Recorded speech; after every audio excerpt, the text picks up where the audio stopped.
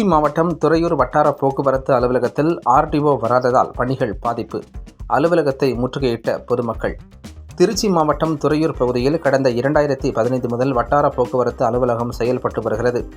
இந்த அலுவலகத்தில் கடந்த 3 மாதங்களாக வாரத்தில் திங்கள் மற்றும் வியாழன் ஆகிய 2 நாட்கள் மட்டுமே வட்டார போக்குவரத்து அலுவலர் வருவதாக கூறப்படுகிறது.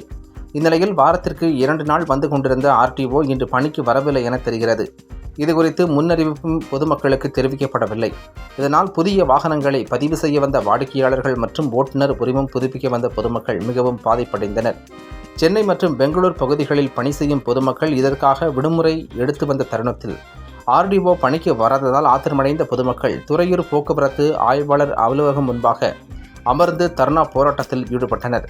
அப்போது பேசிய பொதுமக்கள், துறையூர் வட்டார போக்குவரத்து அலுவலகத்திற்கு நிரந்தரமாக ஆர்டிஓவை நியமித்து தினமும் பணிகள் நடைபெற ஆவணம் செய்ய வேண்டுமென மாவட்ட நிர்வாகத்தையும் ஸ்ரீரங்கம் வட்டார போக்குவரத்து அலுவலருக்கும் வேண்டுகோள் விடுத்தனர்.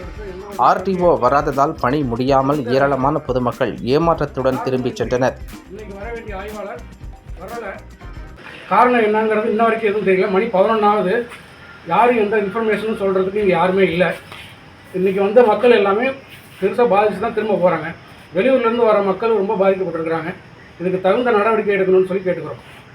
இந்த அலுவலகம் வாரத்தில் 2 நாள் தான் செயல்படுறதும் திங்கள் மற்றும் வியாழன் தான். இன்றைக்கி வியாழக்கிழமை, இன்றைக்கி எந்த ஒரு முன்னறிவிப்பும் இல்லாமல் மோட்டார் வாகன ஆய்வாளர் இன்றைக்கி வரலை. என்ன காரணங்கிறத பற்றி இன்ன வரைக்கும் யாரும் எந்த ஒரு பதிலும் சொல்லலை. வெளியூர்லேருந்து வர மக்கள் ரொம்ப பாதிக்கப்படுறாங்க. இதனால் நிரந்தரமான ஒரு மோட்டார் வாகன ஆய்வாளர் இந்த பகுதிக்கு சீக்கிரமாக தேர்வு செய்து எங்களுக்கு பணிகளை முடிச்சு தர மாதிரி, விரைவாக முடிச்சு தர மாதிரி நான் ஒரு சூழ்நிலை உருவாக்கி தரணும் அரசு. செய்திகளை உடனுக்குடன் தெரிந்து கொள்ள தீரன் நியூஸ் சேனலை சப்ஸ்கிரைப் செய்யுங்கள் மற்றும் பெல் பட்டனை அழுத்தி விடுங்கள்.